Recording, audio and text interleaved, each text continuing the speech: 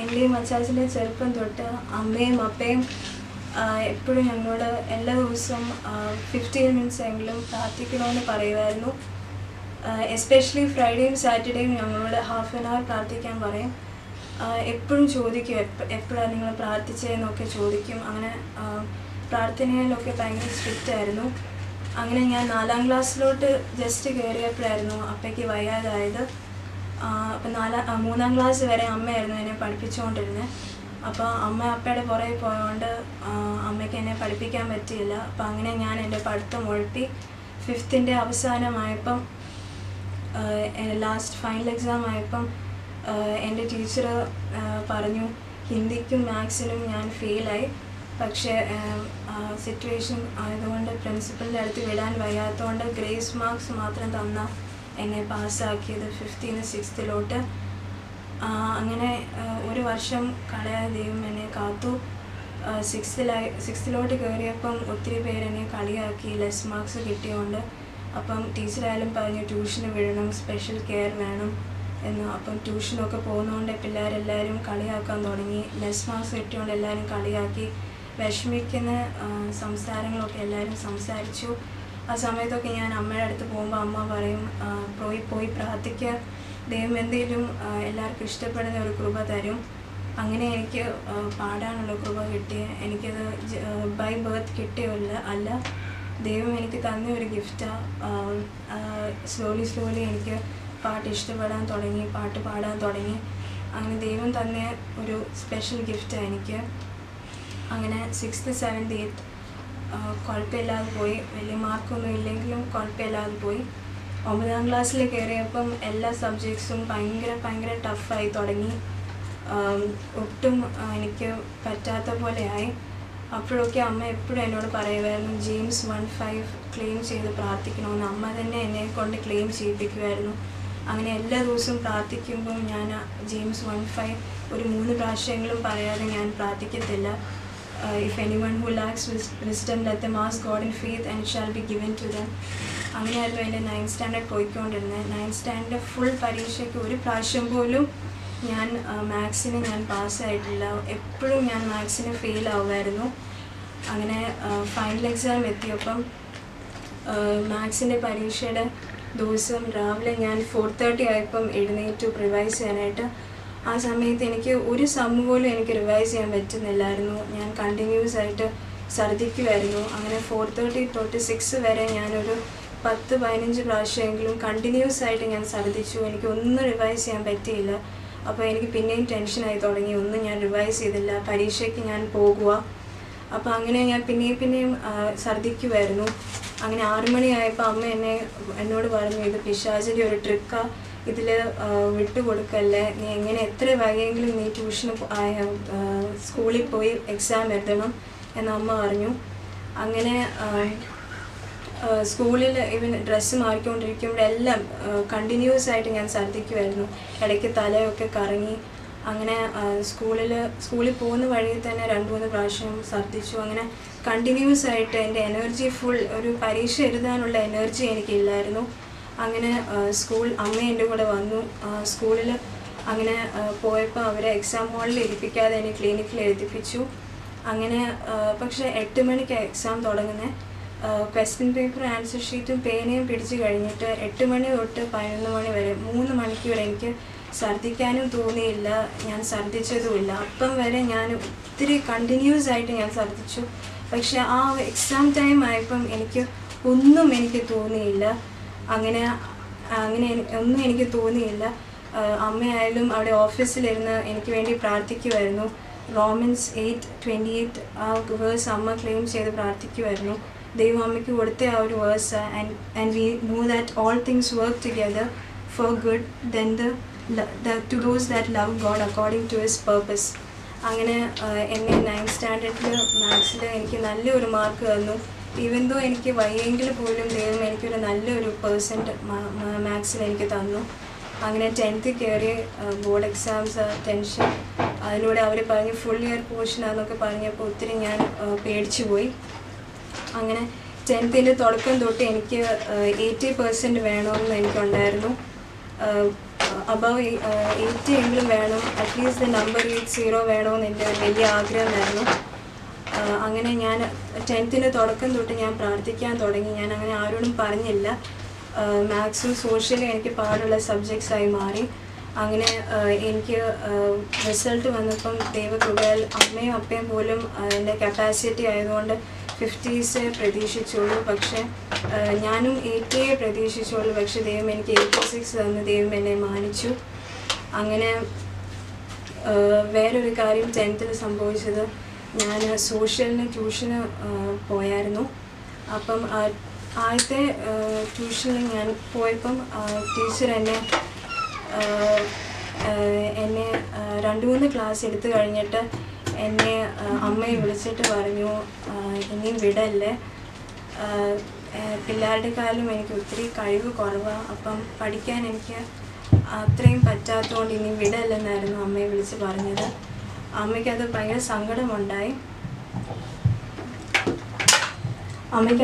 സങ്കടമുണ്ടായി. അമ്മ അത് അക്സെപ്റ്റ് ചെയ്തു. പക്ഷെ വിഷമം ഉണ്ടായിരുന്നു. പിന്നെ അമ്മ ആ 10th ഫുൾ ഇയർ അമ്മ എനിക്ക് വേണ്ടി പ്രാർത്ഥിച്ചു. എനിക്ക് സോഷ്യലിന് ആ സബ്ജക്റ്റെങ്കിലും നല്ല മാർക്ക് വേണമെന്ന് അമ്മ ഫുൾ ഇയർ എനിക്ക് വേണ്ടി പ്രാർത്ഥിച്ചു. എനിക്കിതൊന്നും അറിയത്തില്ലായിരുന്നു. എന്നോട് അമ്മ പറഞ്ഞില്ല. എന്നോട് രണ്ടാമത്തെ ട്യൂഷന് വിടുന്ന മുമ്പേ അമ്മ എന്തോ റീസൺ പറഞ്ഞതെന്ന് എനിക്കറിയത്തില്ല. പക്ഷേ ഈ റീസൺ അല്ല അമ്മ എന്നോട് പറഞ്ഞ്. അമ്മ തന്നെ രണ്ടാമത്തെ ട്യൂഷൻ അമ്മ തന്നെ അറേഞ്ച് ചെയ്ത് എന്നെ വിടുമായിരുന്നു. അങ്ങനെ ഈ ടീച്ചർ പറഞ്ഞതൊന്നും എനിക്കറിയത്തില്ലായിരുന്നു. അങ്ങനെ റിസൾട്ട് വന്നപ്പോൾ എനിക്ക് സോഷ്യലിന് 93 കിട്ടി. അപ്പം അമ്മയാണ് പറഞ്ഞ് ഇങ്ങനെ പുറയിൽ ഇങ്ങനെ ഒരു വലിയ സംഭവം ഉണ്ടായി. അപ്പം ആ ടീച്ചർ തന്നെ എന്നെ വിളിച്ച് ചോദിച്ചു എത്ര കിട്ടിയെന്ന് പറഞ്ഞപ്പം 93 കിട്ടി സോഷ്യലിന്. ഓക്കെ, അപ്പം ടീച്ചർ തന്നെ അതിശയിച്ചു പോയി. ബിക്കോസ് ടീച്ചർ പറയുമായിരുന്നു, ടീച്ചർ ട്യൂഷൻ പഠിച്ച പിള്ളേർക്ക് ആർക്കും 93 അല്ലെങ്കിൽ 93 അബവ് കിട്ടിയില്ല. അപ്പം അങ്ങനെ ദൈവം എന്നെ വലിയൊരു മാർക്ക് തന്ന് ദൈവം എന്നെ മാനിച്ചു. ടീച്ചേഴ്സ് വരെ എന്നെ തള്ളിക്കളഞ്ഞ സമയത്തൊക്കെ ദൈവം എന്നെ അവിടെ എല്ലാം ഉയർത്തി. അത് പ്രാർത്ഥന കൊണ്ട് മാത്രം, കഴിവുകൊണ്ടൊന്നുമല്ല. അങ്ങനെ 10th എനിക്കൊരു വലിയ ബ്ലെസ്സിങ് ഇയറായി. 10th ഞാൻ സ്നാനപ്പെട്ട് കഴിഞ്ഞിട്ട് എനിക്ക് ഒത്തിരി ദൈവത്തിനെ അറിയാൻ പറ്റി. ഒത്തിരി ദൈവത്തിൻ്റെ സ്നേഹം എനിക്ക് അനുഭവിക്കാൻ പറ്റി. അങ്ങനെ 11th കയറി ഞാൻ സയൻസ് സ്ട്രീം എടുത്തു. ഫിസിക്സ്, കെമിസ്ട്രി, ബയോളജി പാടായിരുന്നു. നല്ല മാർക്കൊന്നും കിട്ടിയില്ല, പാസ്സായെന്ന് മാത്രമേ ഉള്ളൂ. അങ്ങനെ 11th അവസാനം വന്നപ്പോഴായിരുന്നു, എല്ലാവർക്കും അറിയാം, ചർച്ച് ഫുള്ള് എനിക്ക് വേണ്ടി പ്രാർത്ഥിച്ചതാണ്. എൻ്റെ കാലിന് ഉടനെ സ്കൂളിൽ വെച്ച് വീണു, പിന്നെ സ്പ്രെയിനായി. പിന്നെ 3 ആഴ്ചത്തോളം എനിക്ക് സ്കൂളിൽ പോകാൻ പറ്റിയില്ല, പ്ലാസ്റ്റർ ഇട്ടേക്കുമായിരുന്നു. അങ്ങനെ എക്സാമും ഉണ്ടായിരുന്നു. ആ സമയത്ത് ഞാൻ വീൽ ചെയറിലായിരുന്നു പോയി പരീക്ഷ എഴുതിയത്. അങ്ങനെ ആ പരീക്ഷേൻ്റെ മാർക്ക് വന്നപ്പം ഒരിക്കലും ടീച്ചേഴ്സ് എൻ്റെ പേര് വിളിച്ച് അങ്ങനെ അപ്രീഷിയേറ്റ് ചെയ്യാറില്ല. പക്ഷേ ആ എക്സാമിന് 2 ടീച്ചേഴ്സ്, ബയോളജിയും ഐടിയും 2 ടീച്ചേഴ്സ് എൻ്റെ പേര് വിളിച്ചിട്ട് പറഞ്ഞു, ജോയാനയ്ക്ക് ഈ പ്രാവശ്യം നല്ല മാർക്ക് കിട്ടി, അതിൻ്റെ ക്ലാസ്സിനോട് കൈയടിക്കുക. അങ്ങനെ വലിയ അപ്രീസിയേഷൻ എനിക്ക് കിട്ടി. അത്രയും വേദനയിൽ ഞാൻ പഠിച്ചിട്ട് ദൈവത്തിൻ്റെ കൃപ കൊണ്ട് മാത്രമാണ് എനിക്ക് അത്രയും നല്ല മാർക്ക് എനിക്ക് ബയോളജിയിലും ഐടിയിലും കിട്ടിയത്. അങ്ങനെ 11th എനിക്ക് നല്ല മാർക്ക് കിട്ടിയില്ലെങ്കിലും എനിക്കറിയത്തില്ല എങ്ങനെയാണ് പാസ്സായെന്ന്. അങ്ങനെ റീടെസ്റ്റ് ഒന്നും കൂടാതെ ദൈവം എന്നെ 12th കയറ്റി. അങ്ങനെ 12th വന്നപ്പോൾ എനിക്ക് ബയോളജിയും ഫിസിക്സും പാടായി തുടങ്ങി. ബയോളജി കോൺസെൻട്രേറ്റ് ചെയ്യുമ്പോൾ ഫിസിക്സിൻ്റെ മാർക്ക് താഴോട്ടെന്ന് പറഞ്ഞ് ഞാൻ ഫെയിലാവും. അപ്പോൾ അടുത്ത പ്രാവശ്യം ഫിസിക്സിൽ കോൺസെൻട്രേറ്റ് ചെയ്യുമ്പോൾ ബയോളജിയുടെ മാർക്ക് താഴോട്ട് പോകും. ഇതുകൊണ്ട് ഞാൻ കളിക്കുമായിരുന്നു. ആൻഡ് സമ്മർ വെക്കേഷൻ്റെ കഴിഞ്ഞിട്ടുള്ള പരീക്ഷയിൽ ഞാൻ ഓൾറെഡി ചർച്ചിൽ പറഞ്ഞതാണ്, ബയോളജിക്ക് എനിക്ക് പരീക്ഷയിൽ ഭയങ്കര പാടുള്ള പേപ്പറായിരുന്നു. എനിക്ക് 4 കിട്ടിയത് 25. അപ്പം ടീച്ചേഴ്സ് ആയാലും എന്നെ ഒത്തിരി വഴക്ക് പറഞ്ഞു. ഇനിയും ഒത്തിരി വഴക്ക് പറഞ്ഞു. പാരൻറ്റ് ടീച്ചേഴ്സ് മീറ്റിങ്ങിലൊക്കെ അപ്പയുടെ അമ്മയുടെ മുമ്പേ വെച്ച് എന്നെ വഴക്ക് പറഞ്ഞ്. അപ്പോൾ ആ സമയത്ത് വഴക്ക് നിർത്താൻ വേണ്ടി ഞാൻ അവരോട് പറഞ്ഞു, ഓക്കെ മാം, ഞാൻ അടുത്ത പ്രാവശ്യം നല്ല മാർക്ക് മേടിച്ചോളാം. പക്ഷേ എനിക്ക് പോലും അറിയത്തില്ല എങ്ങനെയായിരിക്കും. പക്ഷെ ഞാൻ ഒത്തിരി പ്രാർത്ഥിച്ചു, എസ്പെഷ്യലി ബയോളജിയുടെ സബ്ജക്റ്റിന്. അങ്ങനെ അടുത്ത പരീക്ഷയ്ക്ക് അതിൻ്റെ തലേദിവസം എനിക്ക് പഠിച്ച് ഞാൻ ഭയങ്കരമായിട്ടും എക്സോസ്റ്റഡായി. 2 മണി രാവിലെ തുടങ്ങിയതാണ്, 6 PM ഒക്കെ ആയപ്പം ഭയങ്കരമായിട്ടും മടുത്തു. ആൻഡ് പഠിച്ചെന്ന് പറയാനും ഒന്നുമില്ല. മനസ്സിലായതെല്ലാം പഠിച്ചു, മനസ്സിലാവാഞ്ഞതെല്ലാം ഞാൻ ലീവ് ചെയ്യാൻ തുടങ്ങി. അങ്ങനെ ലീവ് ചെയ്യുമ്പോഴെല്ലാം ഞാൻ അമ്മോട് പോയി പറയാം, അമ്മ ഞാനിതിങ്ങനെ ലീവ് ചെയ്യുമോ, ഇതിനകത്ത് നിന്ന് വന്ന് എനിക്കറിയത്തില്ല എന്തോ എഴുതണം. അപ്പോൾ അമ്മയായാലും പറയും പ്രാർത്ഥിച്ചുകൊണ്ട് വിടാം. അങ്ങനെ ഞാൻ പ്രാർത്ഥിച്ചുകൊണ്ട് അങ്ങനെ വിട്ടു.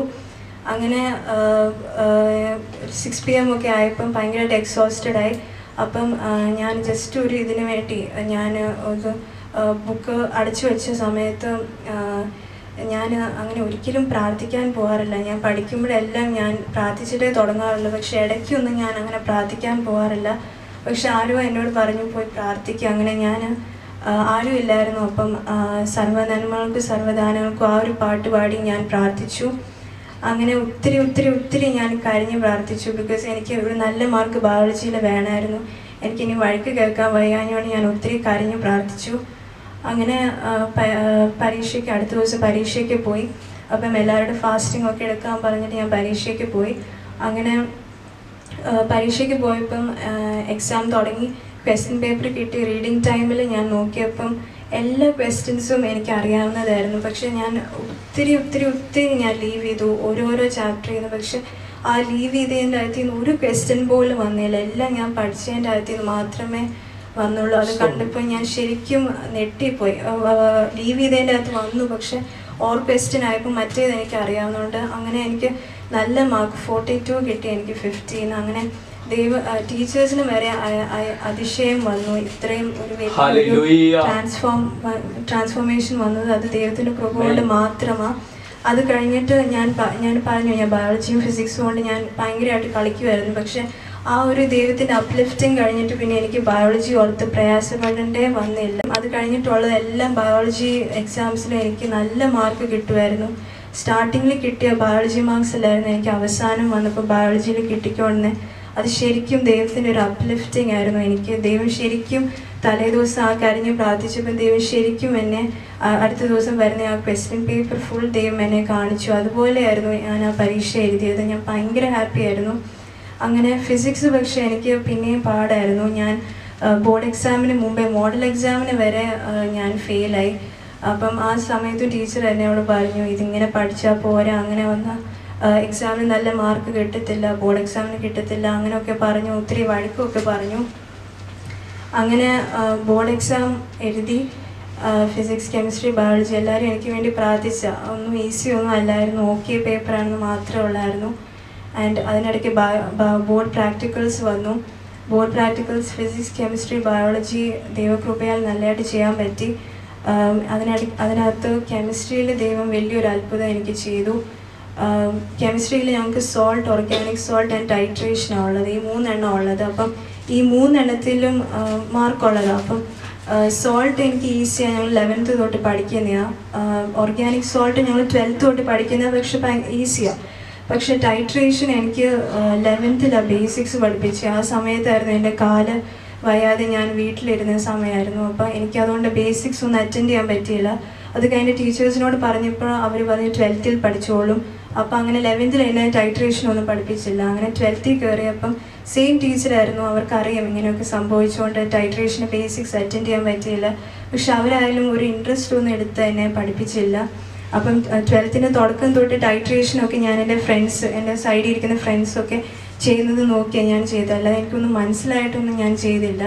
അങ്ങനെ അവസാനമായപ്പം ഞങ്ങൾ ബോർഡ് പ്രാക്ടിക്കലിന് മുമ്പേ ഒരു മോഡൽ പ്രാക്ടിക്കൽ പോലെ എടുത്തപ്പം എനിക്ക് ടൈട്രേഷൻ എനിക്ക് ഹോപ്പില്ലായിരുന്നു. എനിക്കറിയാവുന്നത് തെറ്റിപ്പോകും. ബിക്കോസ് എനിക്ക് എന്തുവാന്ന് പോലും മനസ്സിലായിട്ടില്ല.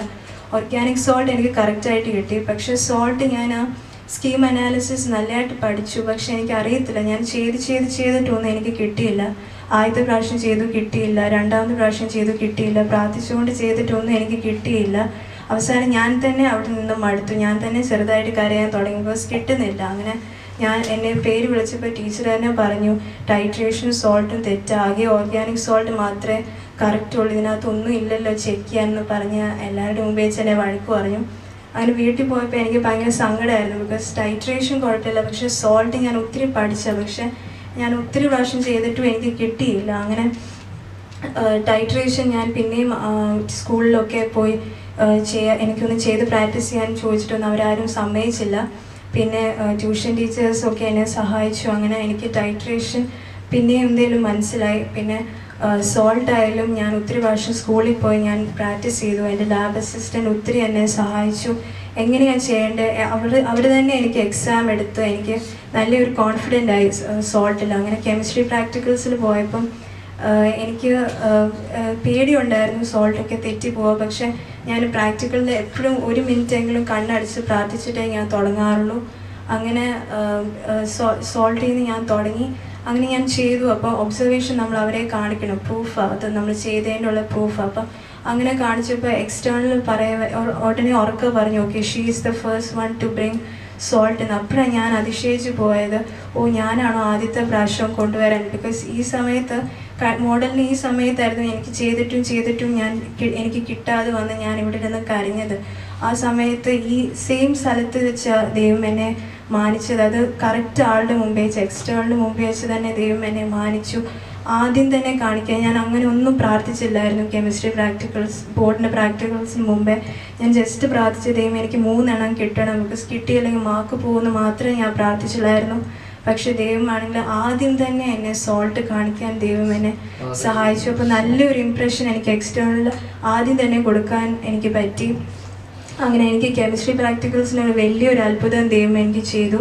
അതുപോലെ ബയോളജി പ്രാക്ടിക്കലിലും ഒത്തിരി എക്സ്പെരിമെൻറ്റ്സ് ഉണ്ട്. അതിനകത്ത് 2 എണ്ണം ഭയങ്കര പാടുള്ളതാണ്. 2 സലൈവ ഒക്കെ ഉപയോഗിച്ച് ചെയ്യേണ്ട എക്സ്പെരിമെൻറ്റ്സാണ്. അപ്പം പഠിപ്പിച്ച സമയത്ത് ഞങ്ങൾ ചെയ്തപ്പം ഞങ്ങൾക്ക് ആർക്കും കിട്ടിയില്ലായിരുന്നു.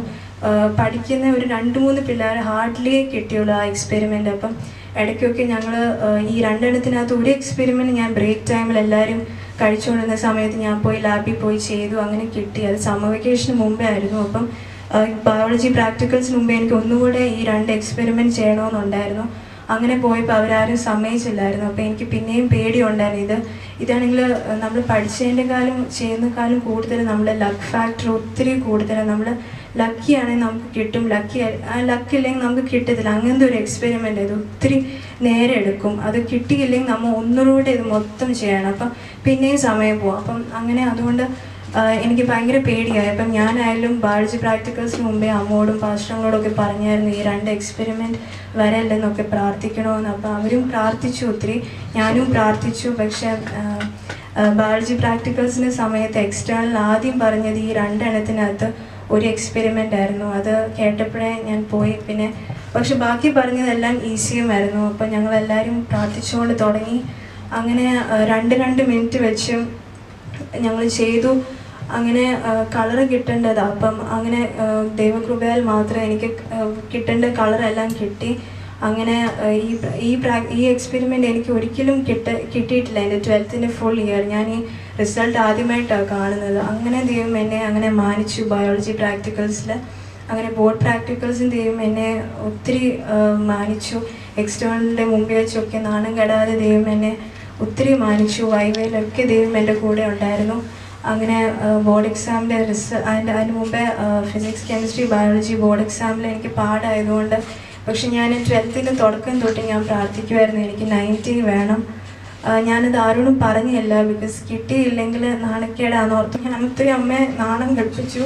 അമ്മ ഒത്തിരി എന്നെ ഓർത്ത് വിഷമിച്ചു. അതുകൊണ്ട് എനിക്ക് ഇവിടുന്ന് പോകുന്ന മുമ്പ് എനിക്ക് അമ്മേനെ ഒന്ന് ഹാപ്പി ആക്കണമെന്ന് മാത്രമേ ഉള്ളായിരുന്നു. അങ്ങനെ ഞാൻ 90 കിട്ടാൻ ഞാൻ 12th ഞാൻ പ്രാർത്ഥിച്ചു. അന്ന് തുടക്കം തൊട്ട് ഞാൻ 90 കിട്ടും ദൈവത്തോട് പ്രാർത്ഥിച്ചു. അങ്ങനെ ഫിസിക്സ്, കെമിസ്ട്രി, ബയോളജി ഒക്കെ വന്നപ്പം എനിക്ക് പരീക്ഷയൊന്നും അത്ര ഈസി അല്ല. കഴിഞ്ഞപ്പോൾ ഞാൻ ആരാണ്ട് എന്നോട് പറഞ്ഞു ഇത് ആരുടെയെങ്കിലും പോയി ഷെയർ ചെയ്യും, ബിക്കോസ് ഞാനിത് ആരോടും പറഞ്ഞില്ലായിരുന്നു. അങ്ങനെ റിൻഡു ചേച്ചിയോട് എനിക്ക് നല്ല കോണ്ടാക്റ്റ് ഉണ്ടായിരുന്നു. എപ്പോഴും എൻ്റെ പ്രോജക്റ്റിനൊക്കെ ചേച്ചി ഒത്തിരി സഹായിക്കുമായിരുന്നു. അപ്പം ചേച്ചിയോട് ഞാൻ ഇങ്ങനെ പറഞ്ഞു, ചേച്ചി എനിക്കിങ്ങനെ 12th തുടക്കം തൊട്ട് ഞാൻ ഇങ്ങനെ പ്രാർത്ഥിക്കുന്നത് എനിക്ക് 90 above വേണം. പക്ഷേ എനിക്കറിയത്തില്ല, എന്നെക്കൊണ്ട് മാത്രം പറ്റത്തില്ല. ദൈവം ഒരു വലിയൊരു മിറക്കിൾ എനിക്ക് വേണ്ടി ചെയ്താലേ എനിക്ക് 90 above കിട്ടത്തില്ല, എൻ്റെ കഴിവുകൊണ്ട് എനിക്ക് കിട്ടത്തില്ല എന്നൊക്കെ ഒത്തിരി പ്രാർത്ഥിച്ചു. അപ്പോൾ ചേച്ചി അതിൽ എന്നോട് പറഞ്ഞു ഓക്കെ കുഴപ്പം. ചേച്ചി തന്നെ ആദ്യം എന്നെ അപ്രീഷിയേറ്റ് ചെയ്തു, ഇങ്ങനെ അമ്മേനെ ഹാപ്പി ആക്കാൻ വേണ്ടി നീ ഇത്രയും എഫേർട്ട് ചെയ്യുന്നതൊക്കെ. അപ്പോൾ ഞാനും ആയാലും 12th ആദ്യം തൊട്ട് ഞാൻ ഡിസിഷൻ എടുത്തായിരുന്നു, എത്ര ഞാൻ കഷ്ടപ്പെട്ടായാലും ഞാൻ 90 above മേടിക്കും.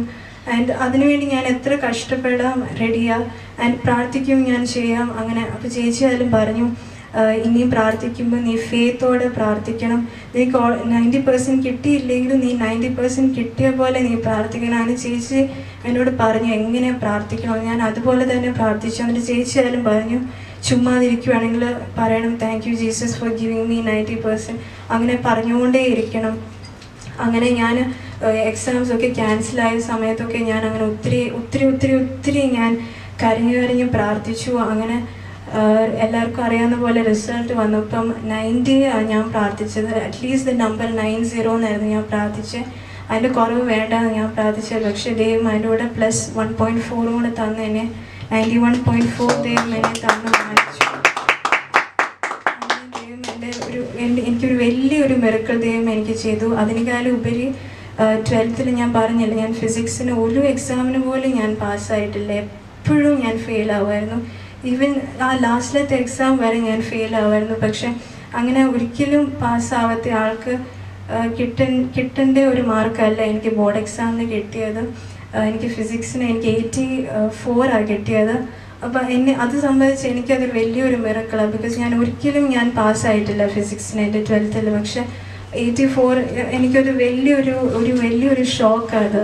ഫിസിക്സിന് എനിക്ക് 84 കിട്ടുന്നത്. അങ്ങനെ ദൈവം എന്നെ എവിടെയൊക്കെയോ ഞാൻ വിഷമിച്ചിട്ടുണ്ടോ, കരഞ്ഞ് പ്രാർത്ഥിച്ചിട്ടുണ്ടോ, അവിടെ എല്ലാം ദൈവം എന്നെ മറുപടി തന്നിട്ടുണ്ട്. ആ സമയത്ത് തന്നില്ലെങ്കിലും അവസാനം ദൈവം എപ്പോഴും എനിക്കൊരു നല്ലൊരു മാർക്ക് തന്ന് ദൈവം എന്നെ മാനിച്ചു.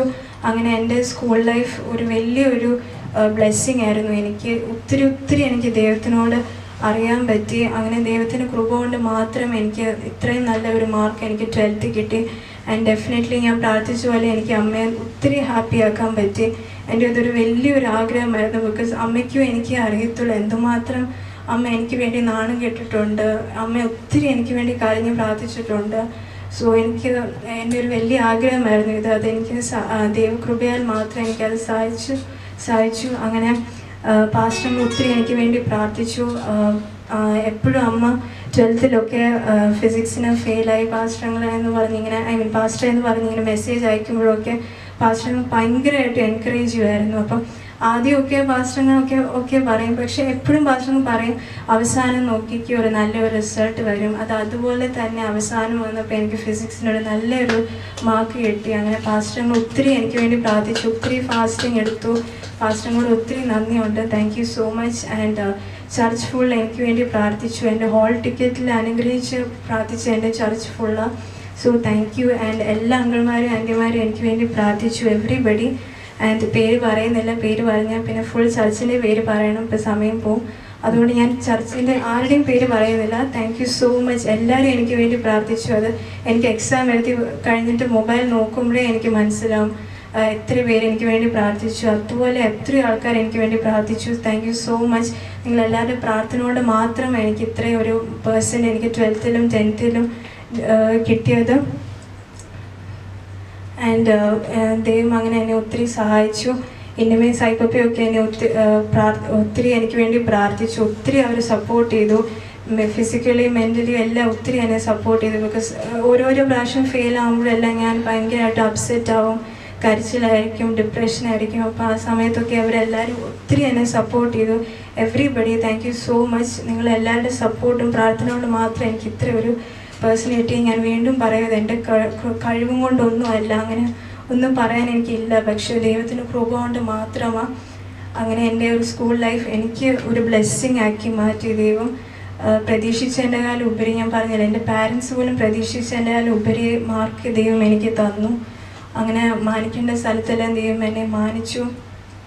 അങ്ങനെ ബിഫോർ ഐ കൺക്ലൂഡ് എനിക്ക് പറയാനുള്ളത്, ആരെങ്കിലും ഇതുപോലെ ഏതെങ്കിലും എക്സാംസിന് ഫെയിലായിരിക്കുകയോ അല്ലെങ്കിൽ പാരൻസിനെ വിഷമിപ്പിക്കുകയോ അല്ലെങ്കിൽ അവരെ കരയിപ്പിക്കുകയോ അല്ലെങ്കിൽ അവരെ സങ്കടപ്പെടുപ്പിക്കുകയോ അല്ലെങ്കിൽ അവരെ നമ്മൾ കാര്യം നാണം കടുപ്പിക്കുകയോ അങ്ങനെ വല്ലതും ഉണ്ടെങ്കിൽ believe in God, have faith in God. Because എൻ്റെ എക്സ്പീരിയൻസിൽ നിന്ന് എനിക്ക് പറയാനുള്ളത്, submit yourself to the Lord and he shall lift you up. ദൈവത്തിനോട് കരഞ്ഞ് പ്രാർത്ഥിച്ചാൽ മതി, he will lift us up. അപ്പം അങ്ങനെ ഞാൻ കൺക്ലൂഡ് ചെയ്യുന്നു. ഒന്നുകൂടെ എനിക്ക് പ്രാർത്ഥിച്ച് എല്ലാവരോടും നന്ദി പറയുന്നു.